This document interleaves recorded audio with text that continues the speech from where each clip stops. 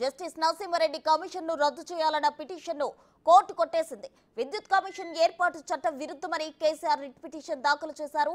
ఇరువైపు వాదనలు విన్న కోర్టు తీర్పు వెలువరించింది. అడ్వకేట్ జనరల్ వాదనలతో హైకోర్టు ఏకీభవించింది.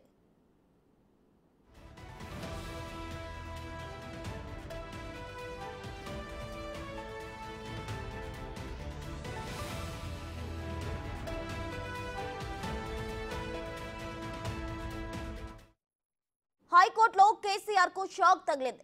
జస్టిస్ నరసింహారెడ్డి కమిషన్ ను రద్దు చేయాలన్న పిటిషన్ కోర్టు కొట్టేసింది.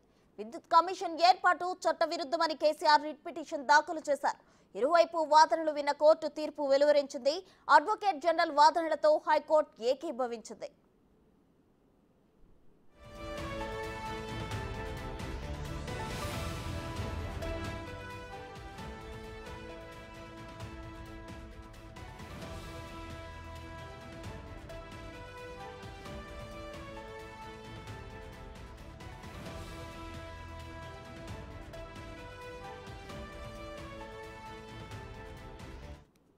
ఇక హైకోర్టులో కేసీఆర్ కు షాక్ తగిలింది. జస్టిస్ నరసింహారెడ్డి కమిషన్ రద్దు చేయాలని కోర్టులో కేసీఆర్ పిటిషన్ వేయడం జరిగింది. అయితే విద్యుత్ కమిషన్ ఏర్పాటు చట్టవిరుద్ధమని కూడా కేసీఆర్ రిట్ పిటిషన్ దాఖలు చేశారు.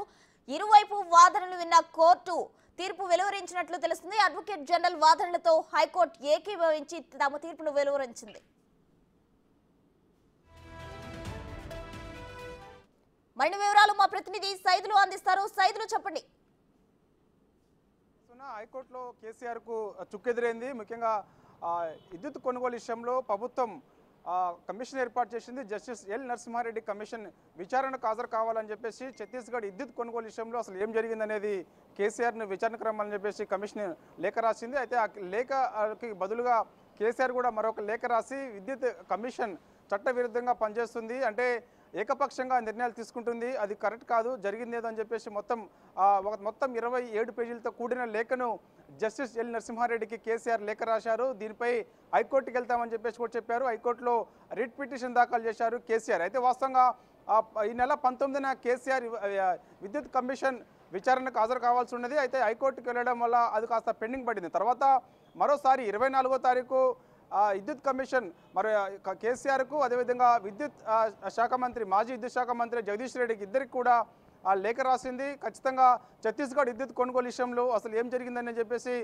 కమిషన్ ముందుకు వచ్చి మీ యొక్క వాదన అంటే ఏం జరిగిందనేది ఖచ్చితంగా వచ్చి వాళ్ళు సమాధానం చెప్పాలని చెప్పేసి కూడా అందులో లేఖలో పొందిపోతారు. అయితే హైకోర్టులో రిట్ పిటిషన్ దాఖలు చేసిన కేసీఆర్ వాస్తవంగా అప్పటి వరకు కూడా కమిషన్ వేచి చూసింది. అయితే కొద్దిసేపటి క్రితమే తీర్పు వెల్లడించారు. అయితే జస్టిస్ ఎల్ నరసింహారెడ్డి కమిషన్ ఏకపక్షంగా ఏమీ లేదు అని చెప్పేసి ఖచ్చితంగా కేసీఆర్ విచారణకు హాజరు కావాల్సిందని చెప్పేసి కూడా హైకోర్టు చెప్పిన పరిస్థితి కనిపించింది. కాబట్టి ఇక ఖచ్చితంగా కేసీఆర్ అయితే జస్టిస్ ఎల్ నరసింహారెడ్డి విద్యుత్ కమిషన్ విచారణకు ఖచ్చితంగా కేసీఆర్ హాజరు కావాల్సి ఉన్నది. సరిగ్గా ఎప్పుడు హాజరవుతారన్నది కూడా మనకి కాసేపట్లో క్లారిటీ వస్తుంది. సో ఏదైనప్పటికీ కూడా హైకోర్టులో మాత్రం కేసీఆర్కి అయితే చుక్కెదిరిందని చెప్పవచ్చు. ఖచ్చితంగా ఈ ఛత్తీస్గఢ్ విద్యుత్ కొనుగోలు విషయంలో యూనిట్కి ₹3.45 పెట్టి ఆ రోజు అగ్రిమెంట్ చేసుకునే విషయం తెలిసిందే. కానీ వీళ్ళు మాత్రం 10 ఏళ్ల పాటు అధికారంలో ఉండగా ఒక్క యూనిట్కి వచ్చేసి ₹5.42 పే చేసినట్టుగా కూడా ప్రభుత్వం ఆధారాలన్నీ కూడా సేకరించిన నేపథ్యంలో సో ఎందుకు ఇంతగానో వాళ్ళకి పే చేయాల్సి వచ్చింది అగ్రిమెంట్ ఉన్నా కూడా అని చెప్పేసి కూడా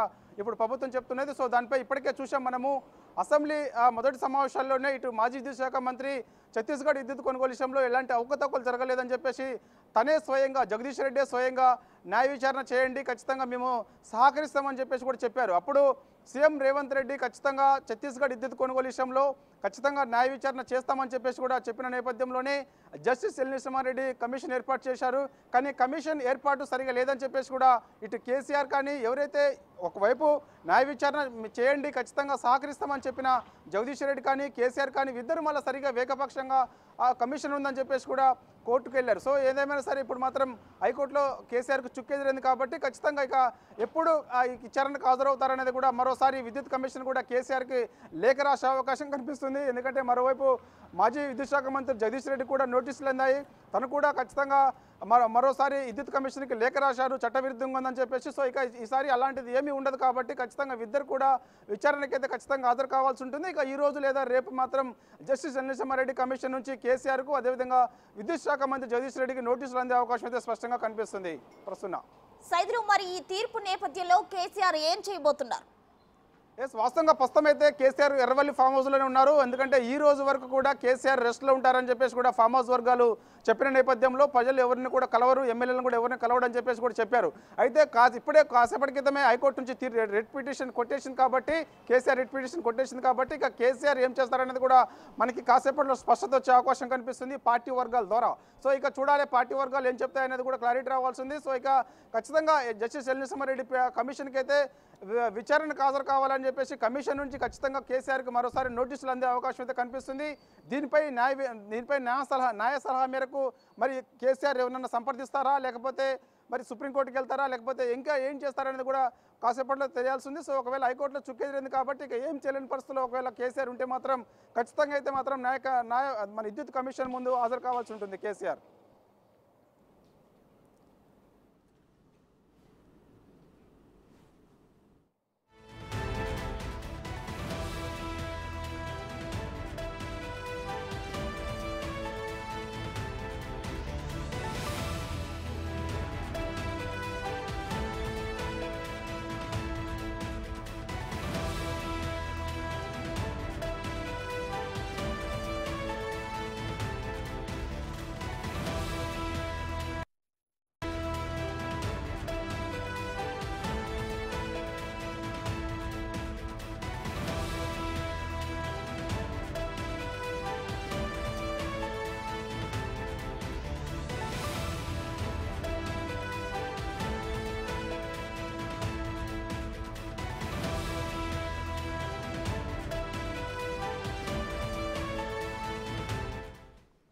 హైకోర్టులో మాజీ సీఎం కేసీఆర్ కు చుక్కెదురైంది.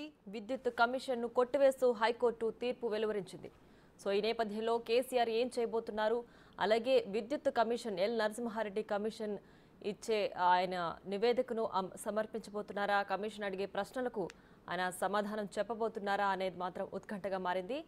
సో హైకోర్టు నేపథ్యంలో విద్యుత్ కమిషన్ని రద్దు చేయాలి అంటూ కేసీఆర్ పిటిషన్ వేశారు. దీన్ని హైకోర్టు కొట్టివేసింది.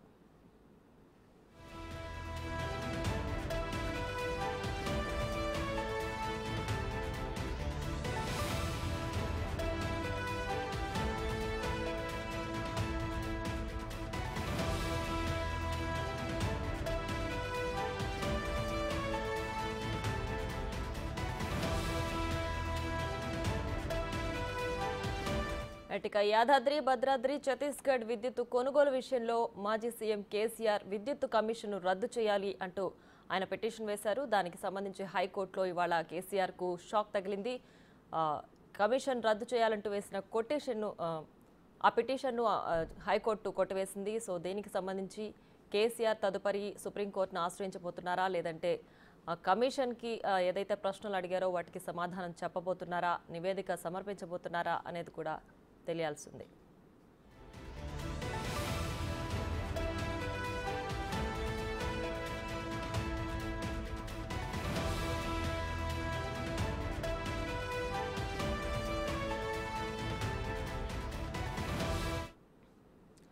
ఇక ఇదే అంశానికి సంబంధించి మరింత సమాచారం మా deputy bureau chief Sadiq live లో అందించడానికి సిద్ధంగా ఉన్నారు. సాదిక్, చెప్పండి, ఇవాళ హైకోర్టులో కేసీఆర్ కు చుక్కెదురైనట్లుగా తెలుస్తోంది. కమిషన్ రద్దు చేయాలంటూ వేసిన పిటిషన్ కొట్టివేసింది. సో ఇప్పుడు కేసీఆర్ ఏం చేయబోతున్నారు? కమిషన్ అడిగే ప్రశ్నలకు ఆయన ఖచ్చితంగా సమాధానం చెప్పాల్సిందేనా? ప్రియా, ఎందుకంటే గత ప్రభుత్వంలో విద్యుత్ సంబంధించిన ప్లాంట్ నిర్మాణంలో అదేవిధంగా ఛత్తీస్గఢ్ విద్యుత్ కొనుగోలు విషయంలో అక్రమాలు జరిగాయని కూడా కాంగ్రెస్ ప్రభుత్వం వచ్చిన తర్వాత జస్టిస్ ఎల్ నరసింహారెడ్డి కమిషన్ ఏర్పాటు చేసింది. ప్రధానంగా యాదాద్రి భద్రాద్రి సంబంధించినటువంటి ప్లాంట్ల నిర్మాణంలో సబ్ క్రిటికల్ ప్లాంట్లను ఏర్పాటు చేయడంలో జరిగిన అవకతవకలు, అదేవిధంగా ఛత్తీస్గఢ్తో జరిగినటువంటి విద్యుత్ కొనుగోలులో భారీ అక్రమాలు జరిగాయని దీనిపైన పూర్తిసారి విచారణ చేసేందుకు గాను ఒక స్వతంత్ర బాడీని ఏర్పాటు చేస్తూ ప్రభుత్వం నిర్ణయం తీసుకుంది.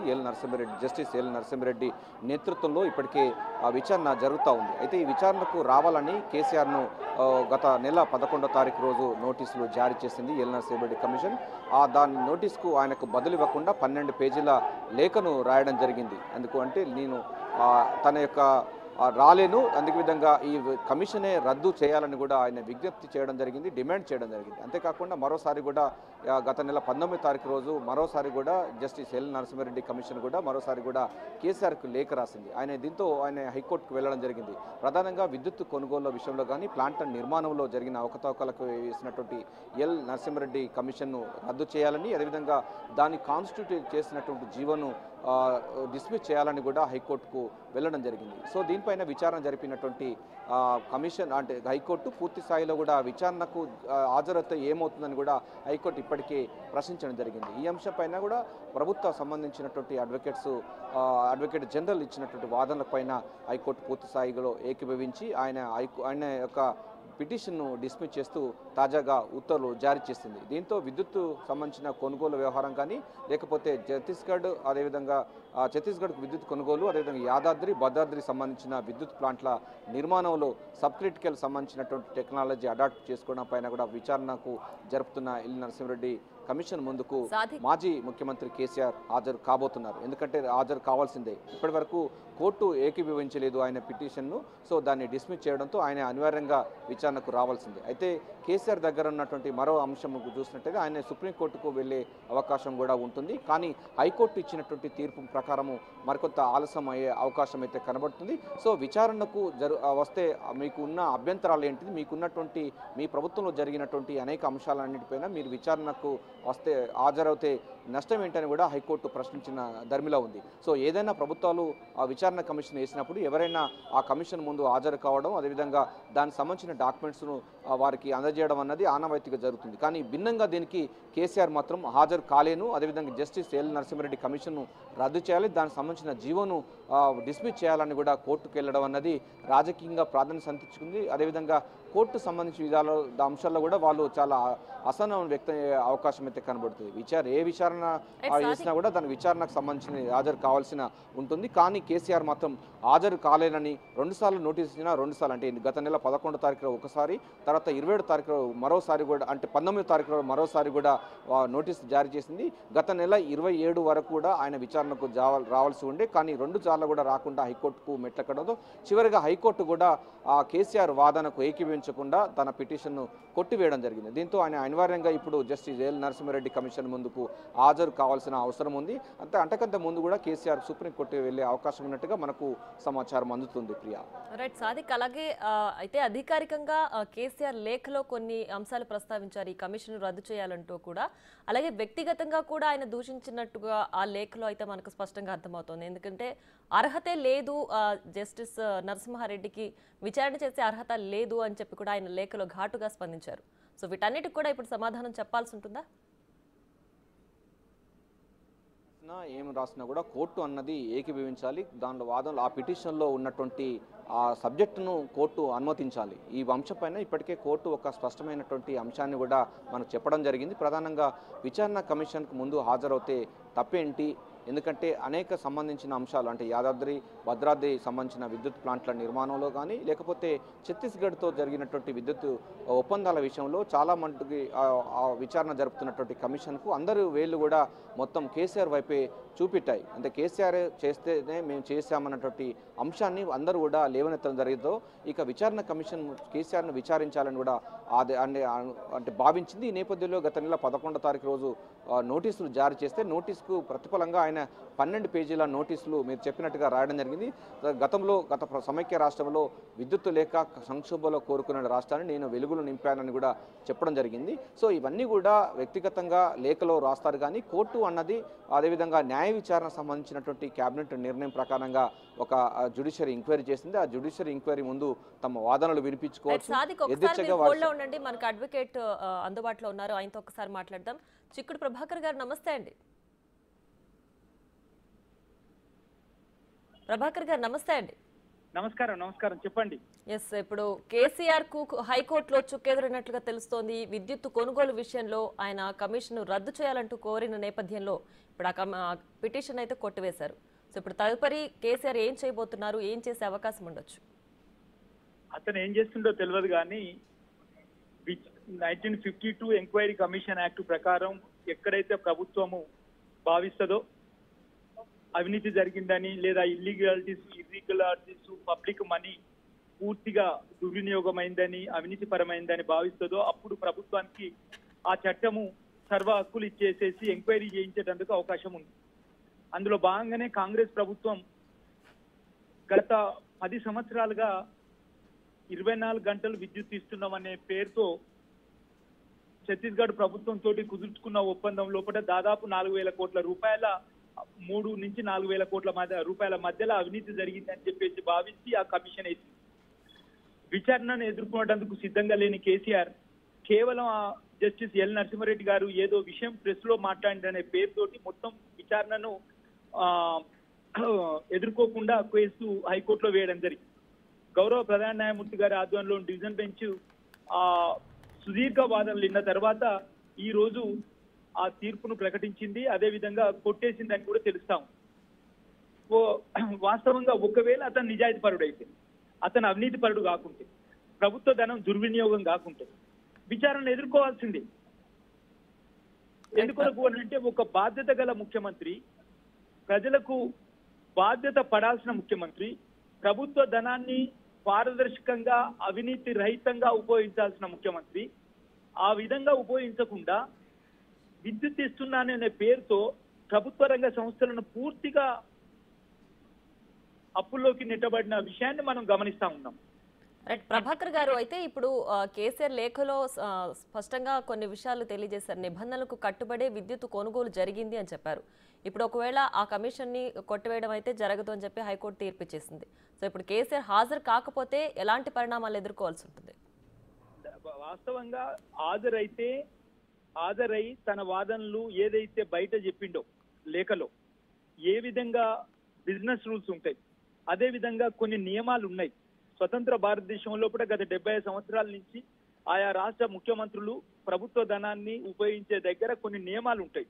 ఆ నియమాల ప్రకారమే ఒప్పందం జరిగిందా, ఒప్పందం జరిగితే ఆ నియమాల ప్రకారమే జరిగిందని పోయి చెప్పవచ్చు కదా. ఆయన అట్లా చెప్పకుండా కేవలం పత్రికా ప్రకటన ఇచ్చేసేసి ఆయనకు మాత్రం ఒక హక్కు ఉంది.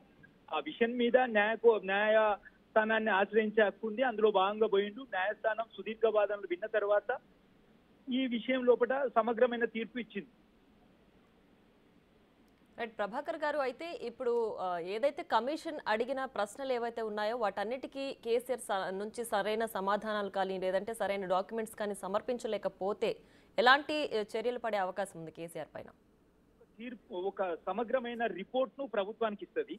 ఆ విషయం మీద అవినీతి జరిగిందా, అవినీతి జరిగితే ఎంత మేరకు జరిగింది, లేదా కమిషన్ విచారించాల్సిన వ్యక్తుల లోపల అందరూ వచ్చేసి తమ వాదనలను సమగ్రంగా కమిషన్ ముందు చెప్పిండ్రా, దానికి సంబంధించి డాక్యుమెంటరీ ఎవిడెన్స్ చూపెట్టేది ఉంటే చూపెట్టకుంటే అనే విషయం మీద సమగ్రంగా విచారణ చేసి కమిషన్ ఒక రిపోర్టు గవర్నమెంట్ కి ఇస్తుంది. ఆ గవర్నమెంట్ ఆ రిపోర్ట్ ఆధారంగా చర్యలు తీసుకోవడానికి అవకాశం ఉంది. రైట్, అలాగే ఇప్పుడు హైకోర్టులో పిటిషన్ రద్దు చేయడం అనేది కుదరదని చెప్పారు కాబట్టి ఇప్పుడు సుప్రీంకోర్టును ఆశ్రయించే అవకాశం ఉందా కేసీఆర్? ఆ పార్టీ వాళ్ళని అడగాలి, నన్ను కాదు, రైట్, అతన్ని అడగాలి. నేను లీగల్ పొజిషన్ విషయం మాత్రమే మాట్లాడు. ఓకేనా? రైట్, థ్యాంక్ యూ ప్రభాకర్ గారు. Right, back to you Sadiq. అయితే కేసీఆర్ కు హైకోర్టులో చుక్కెదురైంది. విద్యుత్ కొనుగోలు విషయంలో అవకతవకలు జరిగాయి అనే అంశం పైన వేసిన కమిషన్ రద్దు చేయాలంటూ కోరిన నేపథ్యంలో అది రద్దు చేయడం కుదరదు అంటూ కూడా హైకోర్టు తీర్పిచ్చింది. ఇప్పుడు కేసీఆర్ ఎలాంటి స్టెప్ అయిపోతున్నారు, దీనికి సంబంధించి గులాబీ నేతలు ఎవరైనా స్పందించారా?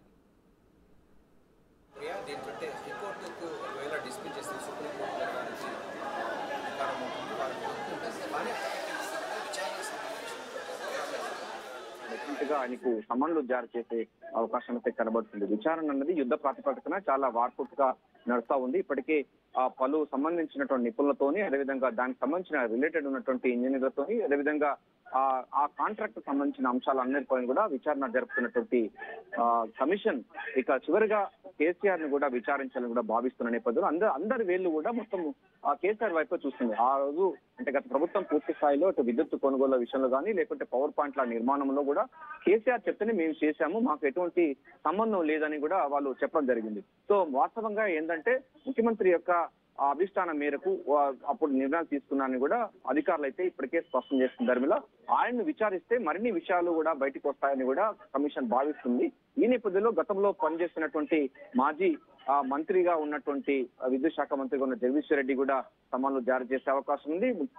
మాజీ ముఖ్యమంత్రి కేసీఆర్ కూడా సమన్లు జారీ చేసి విచారణకు మరోసారి రావాలని కూడా వారి నోటీసులు జారీ చేసే అవకాశం అయితే కమిషన్ కు ఉంటుంది. ప్రధానంగా ఇప్పటికే 2 సార్లు కూడా కమిషన్ అయితే నోటీసులు జారీ చేసింది. దానికి రిప్లై ఇవ్వకుండా దానికి సంబంధించిన అంశాలు కాకుండా ఒక పూర్తి స్థాయిలో ఒక సీసపద్యం లాగా ఒక లేఖ రాసి 24 పేజీల లేఖ రాసి అటు కమిషన్ను రద్దు చేయాలని హైకోర్టుకు వెళ్ళడం, హైకోర్టు కూడా తాజాగా దాన్ని ఆ యొక్క పిటిషన్ కొట్టివేయడం ఇవన్నీ చూస్తుంటే ఆయన విచారణకు వచ్చే అవకాశం అయితే ఉంటుంది, రావాల్సిన అవసరం ఉందని కూడా కమిషన్ భావిస్తుంది. ఒకవేళ విచారణకు నోటీసులు మరోసారి కూడా నోటీసులు జారీ చేస్తుంది జస్టిస్ ఎల్ నరసింహారెడ్డి కమిషను.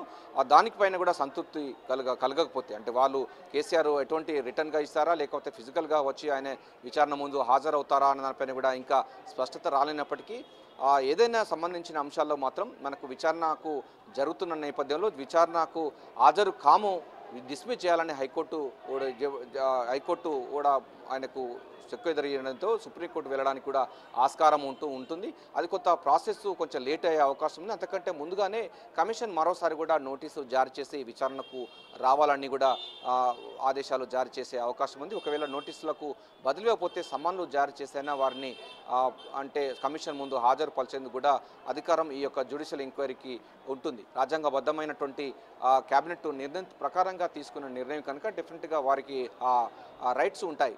డెఫినెట్గా అటు మాజీ ముఖ్యమంత్రి కేసీఆర్ అదేవిధంగా మాజీ విద్యుత్ శాఖ మంత్రి జగదీశ్వర్ రెడ్డి ఇద్దరు కూడా జస్టిస్ ఎల్ నరసింహారెడ్డి కమిషన్ ముందుకు హాజరు కావాల్సిన అవసరం ఉంటుందని కూడా మనకు సచివాలయ పాలక వర్గాలు స్పష్టం చేస్తున్నాయి. ఎందుకంటే గతంలో కమిషన్స్ సంబంధించిన విషయాల్లో ఇట్లా ఇప్పటికే 2 సార్లు నోటీసులు ఇచ్చినప్పటికీ ఇప్పటికీ కూడా కేసీఆర్ నుంచి సరైన సమాధానం రావట్లేదు. మరి ఇవాళ ఆయన మళ్ళీ హాజరు అవుతారా లేకపోతే హాజరు కాకపోతే ఎలాంటి స్టెప్ తీసుకునే అవకాశం ఉందనేది ఏమైనా క్లారిటీ ఉందా?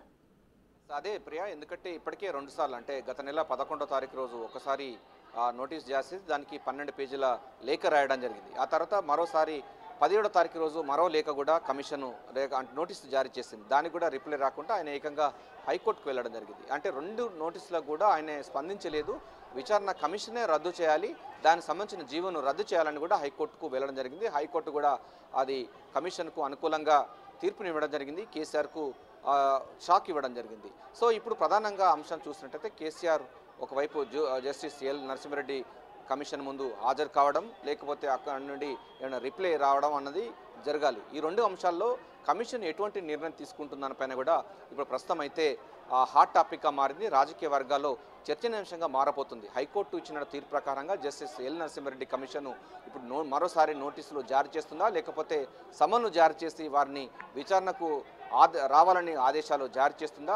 దీనికి సంబంధించిన తర్వాత ప్రొసీడింగ్స్ ఏ విధంగా ఉంటుందనిపైన కూడా తర్వాత ఉత్కంఠత నెలకొంది. అయితే కేసీఆర్కు మాత్రం సుప్రీంకోర్టుకు వెళ్ళడానికి కూడా ఆస్కారం ఉంది. అంతకంటే ముందుగానే నోటీసులు మరోసారి జారీ చేసే అవకాశం అయితే కనబడుతుంది.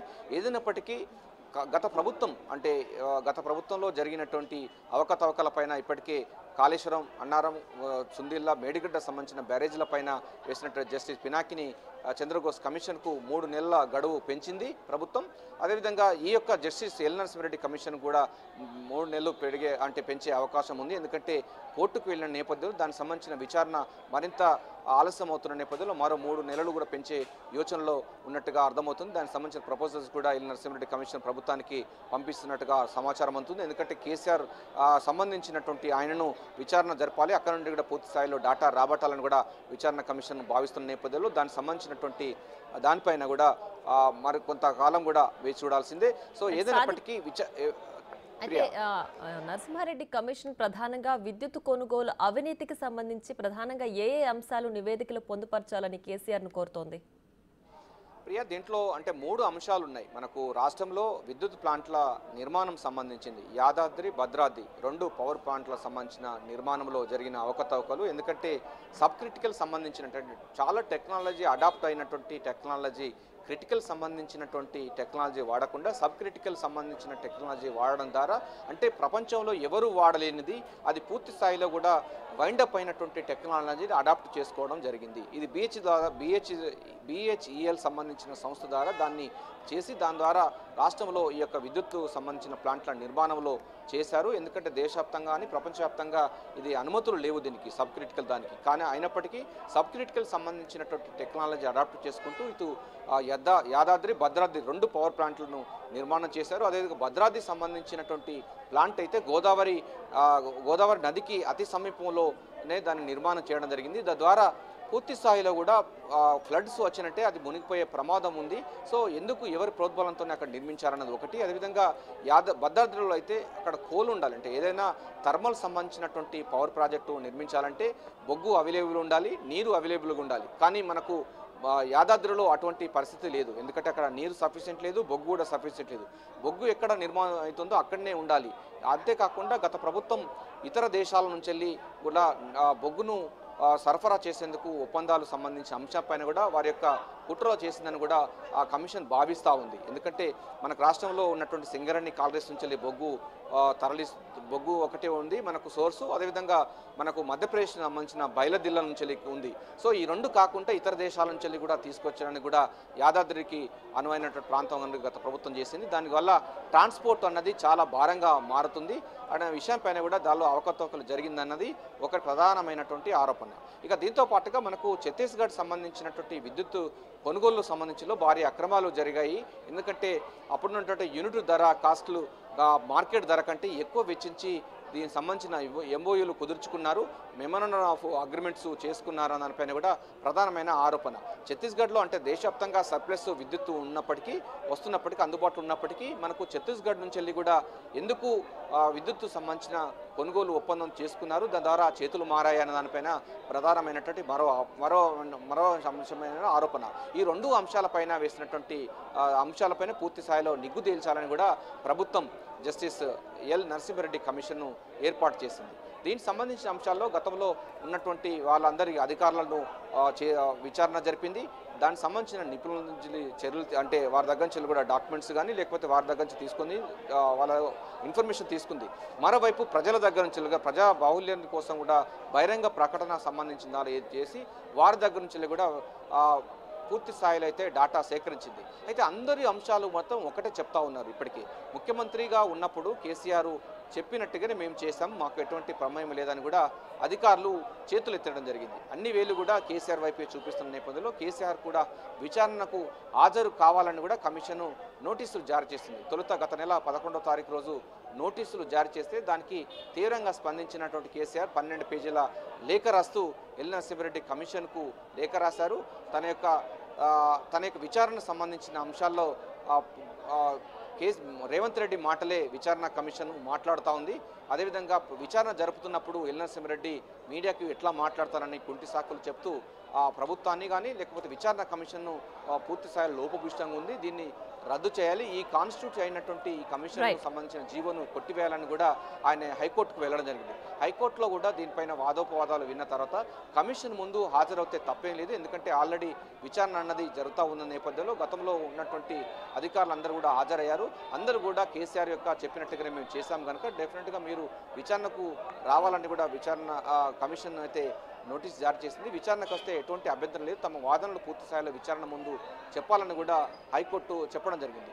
ఇప్పుడు ఈరోజు తాజాగా ఈ యొక్క కేసీఆర్ వేసినటువంటి పిటిషన్ డిస్మిస్ చేస్తూ హైకోర్టు తీర్పునివ్వడంతో ఇప్పుడు రాజకీయంగా అదేవిధంగా ఇప్పుడు పూర్తి స్థాయిలో కూడా మరోసారి కూడా వివాదం కాబోతుంది. జస్టిస్ ఎల్ నరసింహారెడ్డి మరోసారి కూడా నోటీస్ జారీ చేస్తారా, లేకపోతే సమన్లు జారీ చేసి విచారణకు హాజరు కావాలని ఆదేశిస్తారా, లేకపోతే అంతకంటే ముందుగా కేసీఆర్ మళ్ళీ సుప్రీంకోర్టుకు వెళ్లే అవకాశం ఉంటుందన్న పైన కూడా సర్వత్రా ఉత్కంఠత నెలకొంది. Priya. Right Sadiq, thanks for the updates.